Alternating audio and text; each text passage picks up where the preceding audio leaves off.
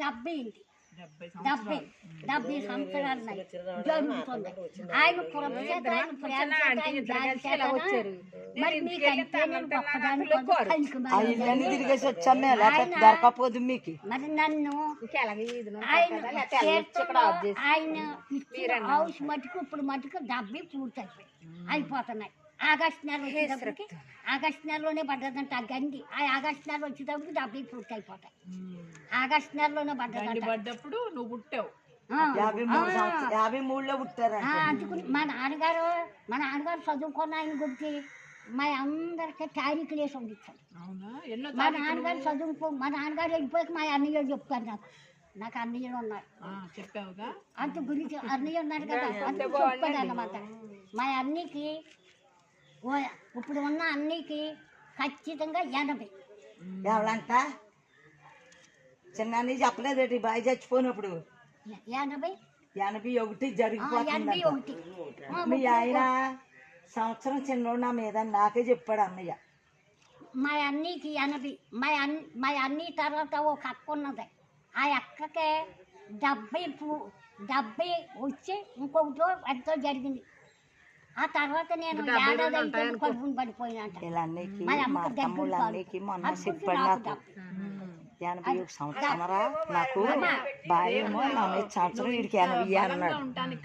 అలాగే అన్నయ్య అన్నాను. చాలా బలంగా అంటే కారణం ఏం చెప్తావు?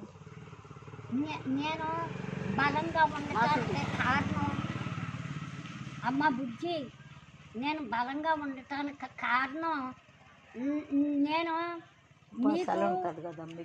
మీరు చదువుకున్న బిడ్డలు తెలిసిన బిడ్డలు మీకు బైబిల్ తెలిసిన బిడ్డలు చదువు ఉంది. నేను బలంగా ఉండటానికి కారణం నా గొప్పతనం ఏమీ లేదు. ఆయన ఈ పనికి మాలిన దాన్ని ఇలువ లేని దాన్ని ఆయన ఇలాగ వాడుకుంటున్నాడు అంతే. అది అందుకే నేను చదువుకున్నానా లేకపోతే నేను పెద్ద లావుకున్నానా లేకపోతే నేను పెద్ద ఆయనే వాడుకుంటున్నాడు. కారణం నీ శ్రమలని చెప్తావా? నీ శ్రమల వల్ల నువ్వు ఇంకా బలంగా అయ్యావని చెప్తావా? బాబు నాకు వచ్చిన కష్టాలు మరి చిన్నపిల్లలారా నా సహోదరులు కూడా వింటున్నారు. నేను అన్నానికి ఇబ్బంది పడ్డాను, వస్త్రాలకు ఇబ్బంది పడ్డాను, డబ్బులకి ఇబ్బంది పడ్డాను, ఆరోగ్యం కూడా సరిగా లేదు. ఉత్తినే వేసింది తల మీద కురుపు ఎందుకు వేసిందో కష్టపడుకునేదాన్ని. నేను కూలి పనికి వెళ్ళేదాన్ని. ఉత్తినే వేసింది ఎందుకు వేసిందో ఆ ఉత్తినే వేసిన కురుపు ఉండిపోయింది తల మీద. ఉండిపోతే వైద్యం చేయించుకోవటానికి వద్దే డబ్బులు ఆ తక్కువ డబ్బులు ఎట్టి వైద్యం చేయించుకుంది. అమ్మా నా ముఖం ఎంత చూస్తే ఎప్పుడు రాత్రులు పొగులు ఇలా ముసుకేసుకునే వండుకుని దాన్ని లేకపోతే ఎగడాడేస్తాయని తల మీద మనిషి ఆ కురుపు ఎంత తెంటుకులు వచ్చేటప్పటికి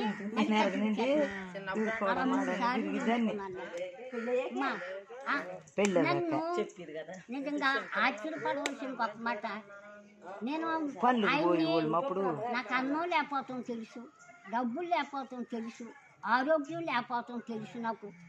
నేను ఏ కష్టం పడినప్పటికైనా కానీ నాకంత బతిపరాలని కాదు కానీ నాయనా నేను ఇంత పాపినా నాలాంటి పాప ఇంకెక్కడా లేదని ఏడిసిదాన్ని. అంతే అర్థం చెప్పుకుంటాం, ఏడుతాం, అనుక్షణం ఏడుతామే.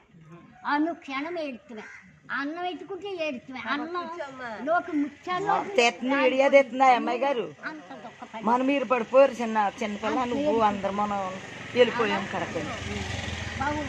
ఇస్రాయేల్ కూడా చూపించాడు, ఇక్కడే తీశారు కదా. ఆశ్చర్యపడవలసిన గొప్ప మాట, మంచి మాట. నాకు అన్నం లేను లోటేటో తెలుసు, డబ్బులు లేని లోటేటో తెలుసు. కానీ ఏ లోటు ఎలాగున్నప్పటికైనా కానీ నన్ను అప్పటికప్పుడే నాకు ఒక రకమైన ఆలోచన వచ్చింది. ఏమని ఇంకొచ్చిన జీవితం ఇది దగ్గరగా ఉంది కదా, గోదావరిలో పడిసావు అంటే మళ్ళీ అనేది మనసు అలాంటి బలి సావు దేవుని దగ్గరికి వెళ్దాం. అలాంటి బలు సాగు దేవుని దగ్గరికి వెళ్తాం నాకులోకి వెళ్ళిపోతుంది ఆ జీవనం అని వెళ్ళి నీకు నువ్వే నాకే బాధ చేసేసి పరిశుద్ధాత్మ నాకే బాధ చేసేసి మళ్ళీ ధైర్యంగా ఉండేదాన్ని మళ్ళీ ఏడ్చేదాన్ని మళ్ళీ ధైర్యంగా ఉండేదాన్ని అమ్మ నేను ఎవరో కనపడ్డా సరే మా బంధువులు మా అమ్మ నువ్వెంత మంచిదానివా, నువ్వు నీతి మంతురాలు, నీకెందుకు వేసింది ఇలాంటి కుడి పనులు,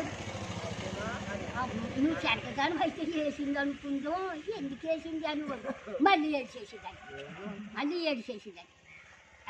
ఎక్కెక్కిపడి ఏడిసి నేను ఏడిసి ప్రార్థన చేసుకుని నాకు ప్రార్థన చేసుకున్నా. నాకు ప్రతి దానికి కూడాను ఈ మయ్యాన్ని మళ్ళాను ఏ పాశ్రమ గారో వచ్చి ఆవిడ ప్రార్థన చేసేది, పెట్టుకొచ్చి పాశ్రమో ఏ పాశ్రమో ఎవరో ఒకటి.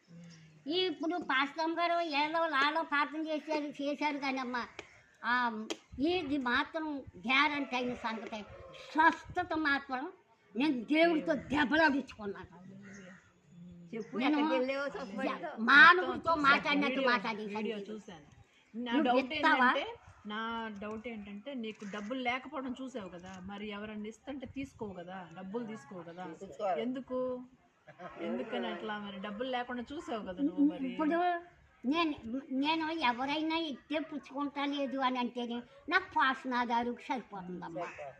అది అందరూ వచ్చి చూస్తున్నారు కదా, ఎందుకంటే అందుకనే నీ తగ్గింపు తత్వము ఎవరి దగ్గర నువ్వు తీసుకోనని ఆ నిజాయితీగా అట్లా చెప్తావు. బాబు అలా చెప్తారు. వీడియో చూసాం కదా. నెహ్రూ గారు మీరు కరెంట్ బిల్ కట్టాలని తలా ఒక 50 రూపాయలు వేసుకొని కడతారని చెప్పినప్పుడు ఈ 50 రూపాయలు ఈసారికి నేను కడతానని 50 రూపాయలు వద్దు బాబు అని అంటే నా ఆశీర్వాదం నువ్వు తీసుకోవాలనుకుంటున్నావా అట్లని చెప్పి ఆయనకు చెప్తుంది ఆ మాట. అందువల్ల మేము వచ్చామన్నమాట. ఈ రోజుల్లో కూడా ఇట్లాంటి వాళ్ళు ఉన్నారా? ఈ రోజులు ఎక్కడ దొరుకుతుందా, ఎక్కడ లాక్కుందా కదా. అది సంతోషంగా ఉన్నావు. మళ్ళీ నువ్వు సంతోషంగా దేవుడు దర్శించారు ఆ సాక్షిని చెప్పు. చూసాను వీడియోస్ అన్ని చూసారు అన్ని చూసి వెళ్ళిపోయింది. చెన్నై వెళ్ళిపోయింది ఒకసారి చెన్నై ఏంది ఎక్కడెక్కడికైనా అమెరికా కూడా వెళ్ళిపోయింది.